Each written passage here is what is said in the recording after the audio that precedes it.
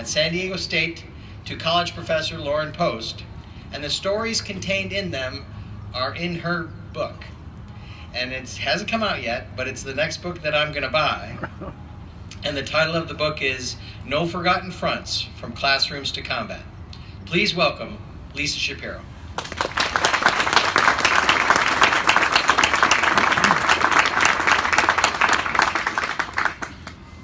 President Rausch, Colonel Wojciak, Aztecs and alumni, veterans, service members, and families.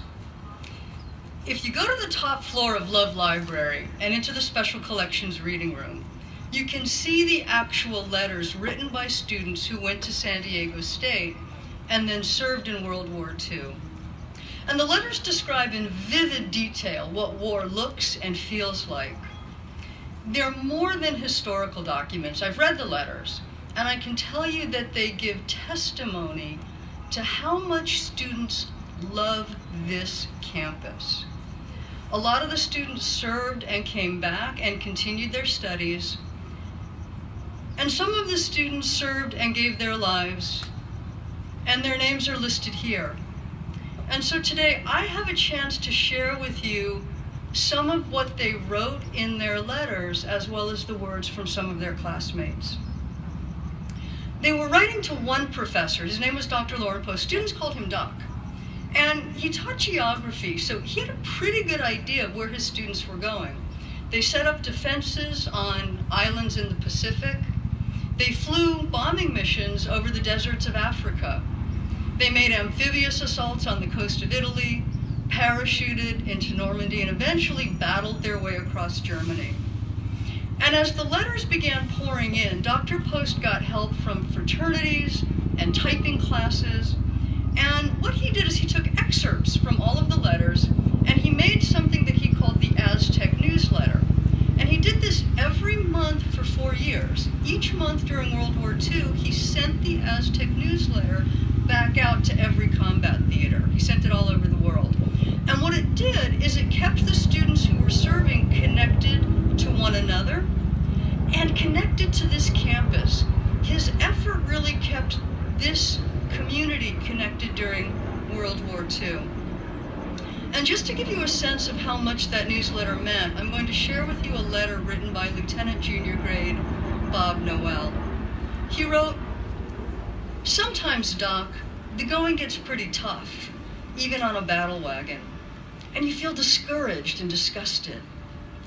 And somehow the word newsletter flashes in your brain, and you pick out an old issue at random, and you start thinking of the other fellow Aztec. You think of the guy who used to drop by for you every morning and drive you out to state. It wasn't much of a car, and we invariably had engine trouble, and I don't recall ever making an 8 o'clock class on time. But you can't help thinking of what a swell guy he was, and how badly you felt when you learned that he had been killed in a bombing raid over Germany. You read about others who have been killed or wounded, and you read about others who have been away from the States a hell of a lot longer than you have, and it's then you realize things aren't tough at all. You've just been kidding yourself." Dr. Post got so many letters that he often had eyewitness information, firsthand information, even before the official accounts were released. And he did his best to make sure that that information got to where it was needed.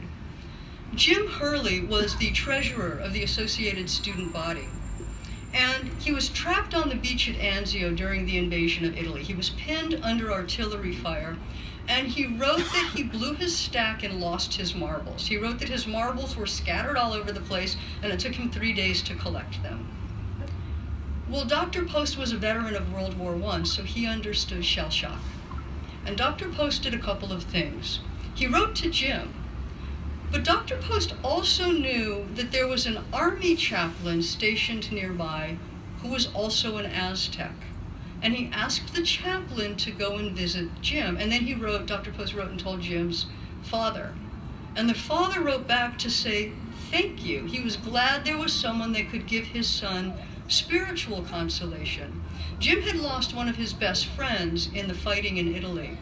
And after the Allies gained a foothold in Italy, they started preparing for the invasion of France.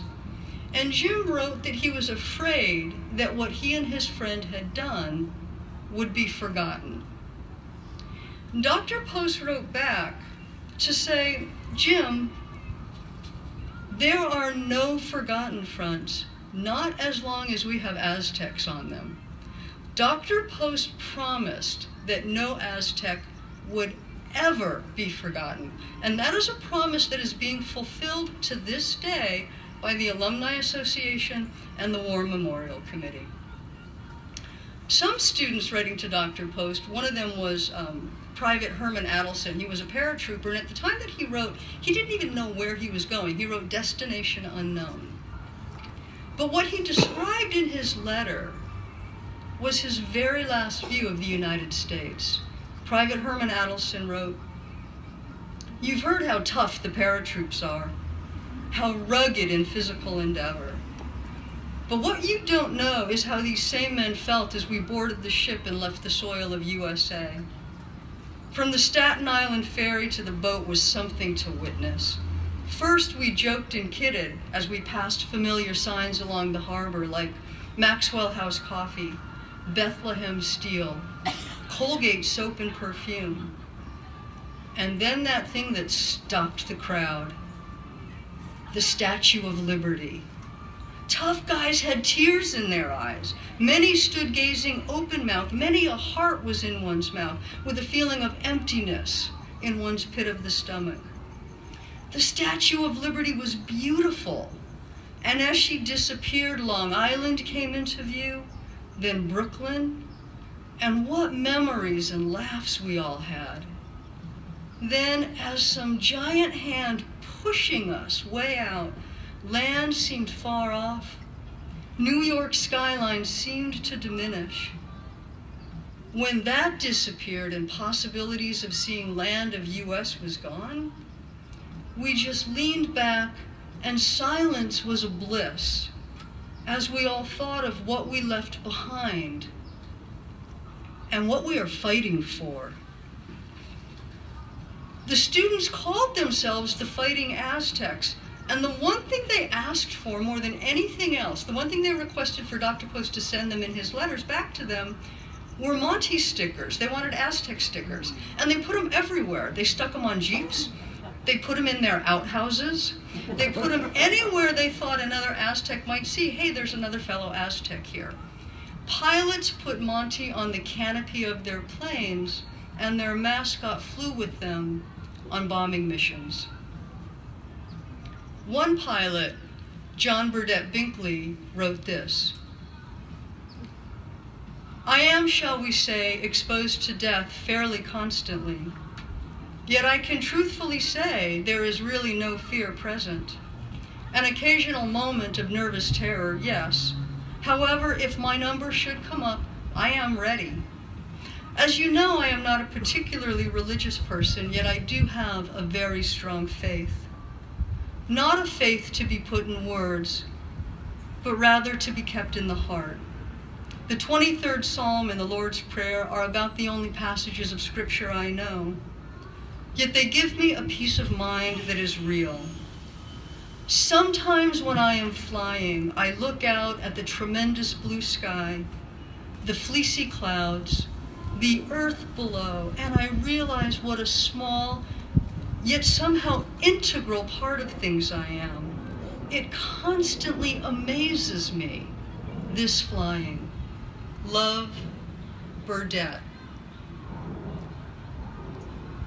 Once again, Dr. Post had eyewitness information even before the official accounts were released. And what he learned is that John Burdett Binkley, his parents called him Burdett, his friends called him Bink.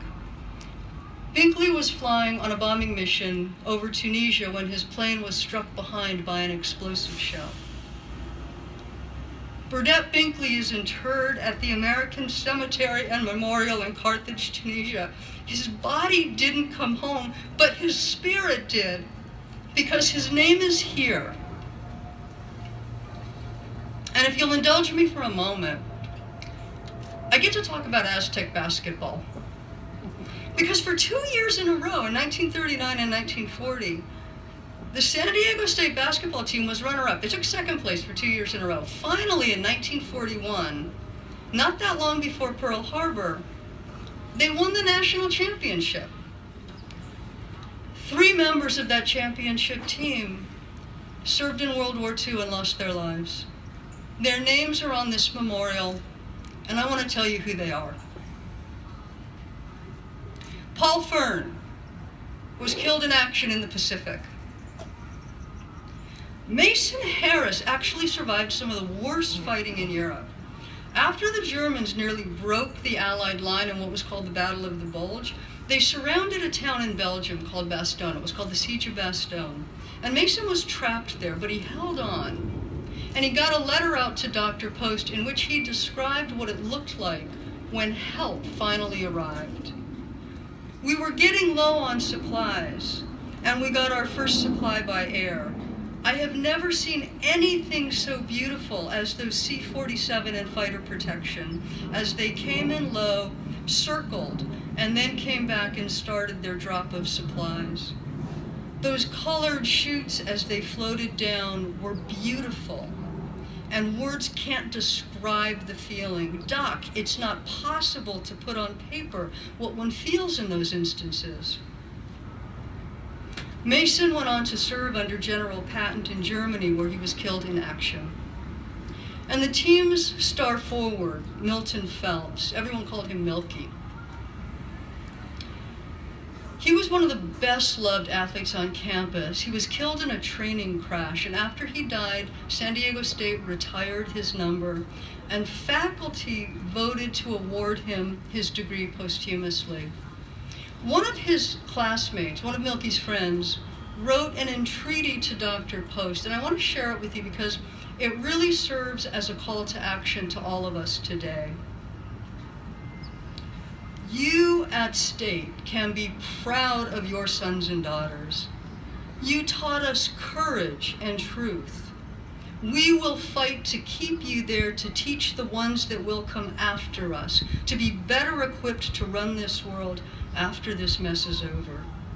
You, Dr. Post, and men like you hold our future and our children's future in what you give them now. Make them men, strong men as you have made us. Give them visions and thoughts of good government and how to run it. Make them conscious of God and His divine guidance. Make them hard, for theirs will be a hard road to hoe. Turn out men like Milky Phelps. You can do no better. It took me a couple of years to read all the letters. And I got in the habit, after I came out of the library, I got in the habit of coming here because the words are so alive. Well, I wanted to touch the names. I wanted to actually touch the names on the granite while the words were so fresh in my mind. The memorial bears their given names, but I know them by their nicknames. Milky and Bink. Paul Fern was Punchy, and Herman Adelson, the paratrooper whose heart skipped a beat when he saw the Statue of Liberty, Herman called himself Little Geronimo. And after the invasion of Normandy, this letter came in. Dear Dr. Post, there was one little fellow we all knew, Herman Adelson, who was killed on D-Day. And this fellow was my friend. I can remember lying on the grass discussing our ideals and hopes. And so I believe I can qualify to say to all our fellow staters that the price of this victory is written in memories of men like that. Not just flesh and blood, but the dreams and aspirations of men who will live forever in our memories. 239 names are inscribed here, and they are students who set aside their dreams, served, and gave their lives. Their sacrifice preserves our right to read the books in the library and to freely discuss our ideals on this campus quad. And so during this homecoming, I invite you, come and touch their names and let their spirit inspire you. They are the fighting Aztecs.